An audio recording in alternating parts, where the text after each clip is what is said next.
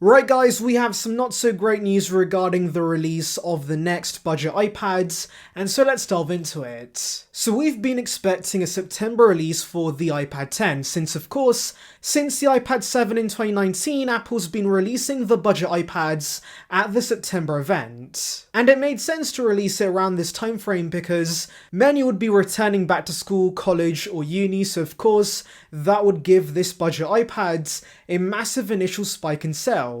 However, it is fair to say that rumours regarding this budget iPads has not been straightforward, and that's now also the case with the release, because Gurman recently told us that Apple's going to focus on the iPhone and the Apple Watch for the September event, and the iPad and Mac will have its own event in October. And now we have a Korean source also telling us that yes, the M2 iPad Pro but also the next budget iPads are going to release in October instead.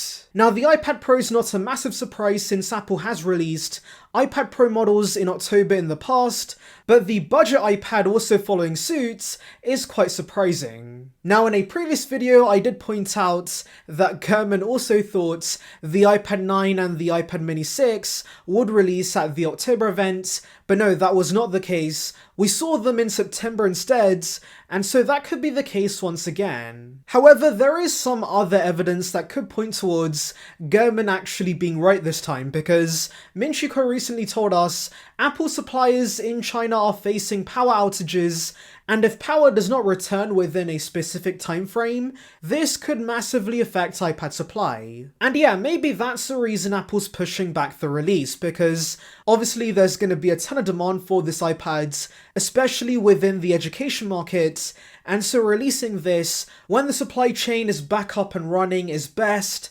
And so yeah, maybe that's why Gurman believes we're not going to see the iPad 10 launch at the September event. Now I do want to say there is a very good possibility that of course Apple could choose a staggered release instead.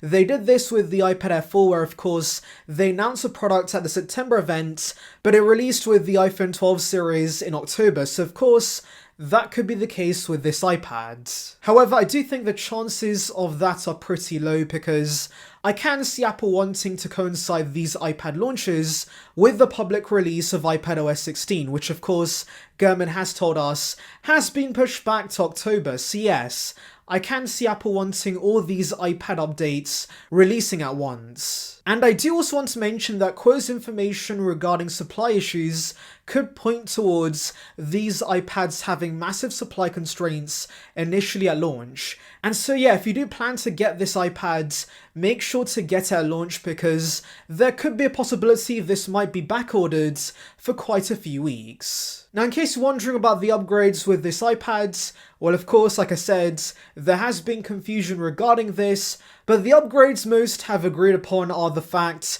we're going to get the A14 chip in this, 5G support, USB-C and a redesign of sorts. And yeah, the design is what most are confused about, since many of us were expecting an iPad Air 4 inspired redesign with of course slightly thicker bezels, but we have Gurman telling us there won't be a redesign, and then of course MySmartPrice sharing renders of a hybrid design with an iPad 9 front, but with the flat sides of the iPad Air and Pro, so I'm not sure which of these are right. We'll have to see what Apple does. Actually, my bad guys, this source actually gave us great news regarding the design. They do tell us this new design is going to be thinner, which could mean the panel's laminated, but also the design on the whole is going to have flat sides, and it's going to be a bigger version of the iPad mini 6, suggesting a complete redesign. And I'm hoping this is the case because if Apple's going to give us a price hike because of the redesign, I'd rather they go all in and give us much thinner bezels on the front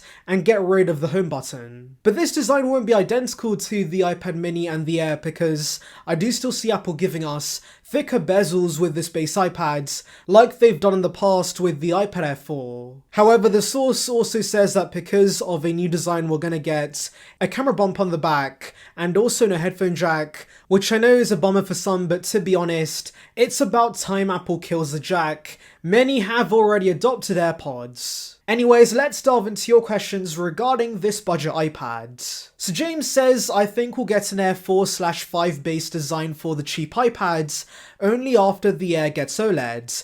Until then, they have to be careful about making it too close to the Air in the lineup.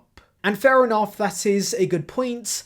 However, personally, I think the big feature that could differentiate the Air from the budget iPads is of course more exclusive M-series features. So of course we got a taste of this with iPadOS 16 and Stage Manager being of course an M1 exclusive, but offering more pro features like Final Cut maybe for the M-series iPads would be a massive advantage over the budget iPad. But yes, I'm also hoping we do see new display tech with a future version of the iPad Air, because we have had LCD since the first iPads, and so giving us OLED or mini LED on the mid-range iPads, yeah, that would be great. So Joe also shares pretty similar thoughts and says they don't want to compromise iPad Air sales with this redesign, so of course, Gurman being right and there being no redesign could make sense. And yes, again, that is a fair point, but do remember that we are still getting USB-C with this, and so I do think we need a new design for the budget iPads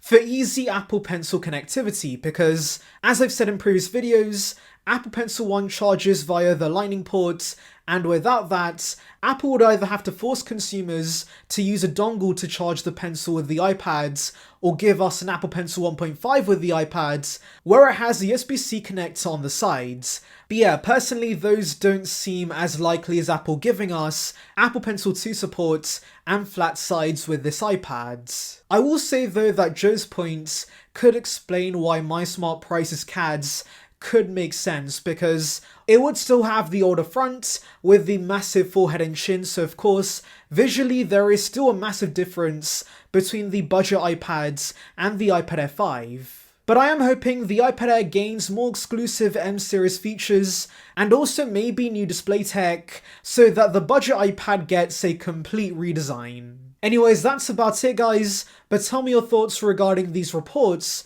in the comments. Anyways, thank you for watching guys, make sure to like and subscribe for the latest Apple news and rumours. Check out the above on details regarding the M2 iPad Pros, and on that note, see ya peeps.